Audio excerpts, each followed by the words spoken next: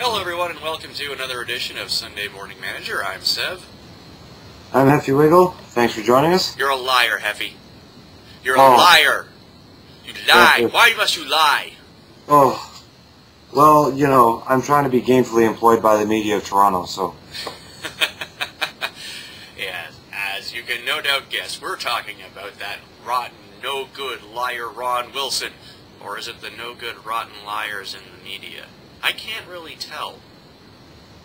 Well, I think it's part and parcel of living in Toronto. You have to lie to each other sometimes, but I don't know. I mean, this isn't the first spat Ron Wilson's had with the good, radio stations, TV stations, and newspapers of Toronto. No, and it won't be the last. But that was when the Leafs hired Ron Wilson.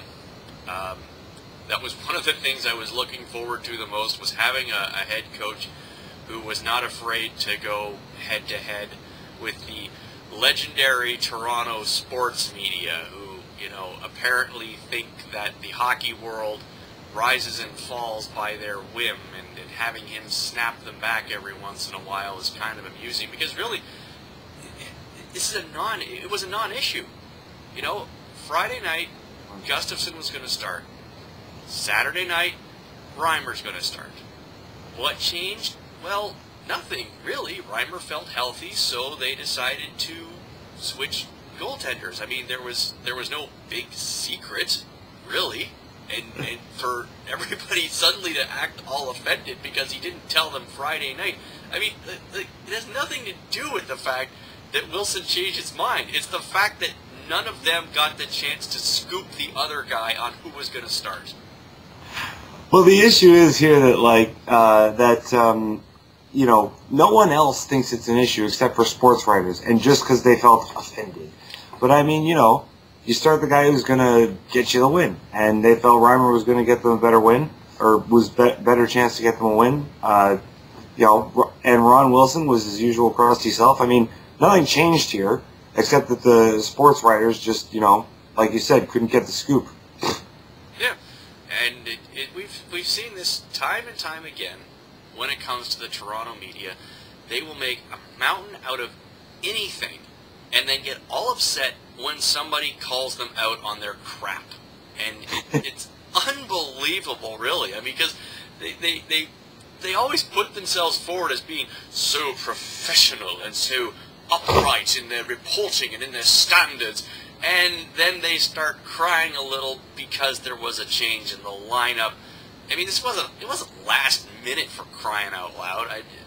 It's so silly, and sitting up here in Ottawa and watching it, it was just I was just scratching my head thinking they're honestly wasting this much television, radio, and print time on a non-issue. Well, I think the fact that was the most hilarious to me was that Burke and Wilson and all the other sports writers took to Twitter and got in this gigantic internet flame war over nothing. Proving that no one is immune to the power of Twitter, I suppose. Yes, that was very amusing, particularly Wilson tweeting out his favorite movies Sunday night. That was... Those are classic. Yes, very, very impressive. So, all right.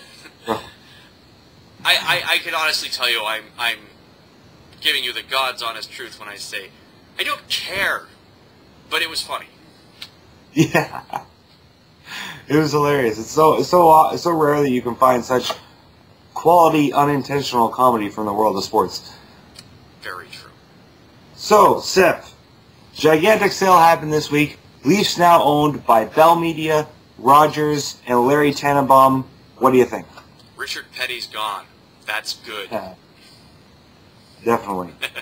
Yeah, well, it was kind of, I kind of chuckled about it because it was when the sale was rumored early last week. I couldn't help but thinking, great, we've traded in one massive faceless corporation for two massive faceless corporations. But to have the CEOs of both Bell and Rogers at the press conferences conversing with the media instead of just getting some PR flackhead from the teachers' pension plan down to say a few words and then quietly disappear into the background was very refreshing to me. You know, I mean, we have not had an actual face to ownership since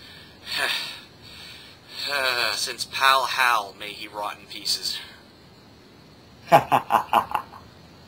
Well, yes, that was definitely a good part of the sale. I mean, but to me, you know, I don't really care which gigantic corporation owns the Leafs as long as it translates into wins. I mean, you know, basically we have the owning company of TSN and Sportsnet buying out the Leafs. So basically we have the same two corporations that already broadcast the Leafs now own the Leafs. So does anything really change for the fan here? Well, some things might change in, you know, whether or not you own a BlackBerry or a tablet or any kind of smartphone when you want to get your Leafs updates for the day or what have you.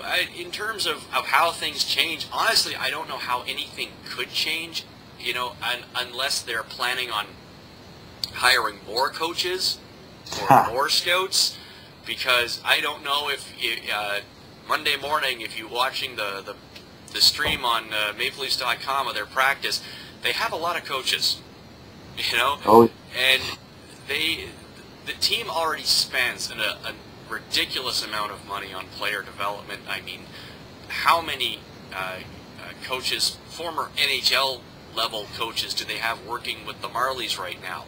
You know, I mean, it's yeah. So I mean, in terms of, oh, these guys are going to come in and bring more to the team, how can they?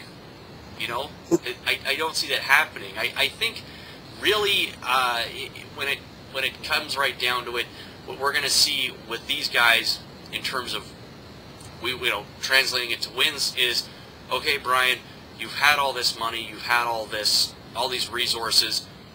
Let's see something happen on the ice. I'm not saying, you know, if he doesn't make the playoffs this year, he's going to be fired. I'm saying they're going to want to see some noticeable improvement because they're looking to grow the brand. You know, the teachers union was about growing their profits. These guys, they're about growing the brand. Definitely. And, you know, that's a very good point. I mean, the Leafs in the MLSE for the past few years, with possibly the exception of the Raptors, have seemed to be going in the right direction. I mean, the Leafs got a competent general manager, a competent coach, and they've been making minor improvements. I think this year we're looking for a big step.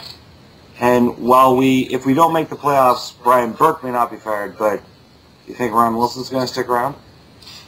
Probably not. Sorry. But yes, we're going to see some, like you said, improvements in growing the brand and, you know, probably more investment in, you know, just getting our name out there. Not just Leafs, but TFC, Raptors, Marlies, and all those other sports teams. You know, there was talk about, you know, the potential of Toronto being pulled out of Hockey Night in Canada. That's not going to happen. You know, no. I mean, who broadcasts Hockey Night in Canada? Bell and Rogers. So, kind of counterproductive, wouldn't you say? Oh, yeah.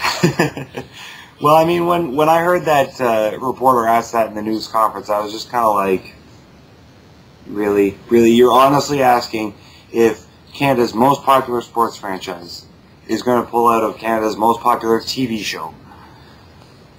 Yeah, broadcast by Canada's two most powerful telecommunications companies. There you go. Yeah, we're going to pull them off network television so Star Choice doesn't get a piece of our action. Oh, really? Yeah. Well, that wraps it up for this week's edition of Sunday Morning Manager. Until next time, although I should warn you, we're probably going on our Christmas hiatus fairly soon. I'm Sev. I'm Happy Wiggle. Thanks for watching and Merry Christmas.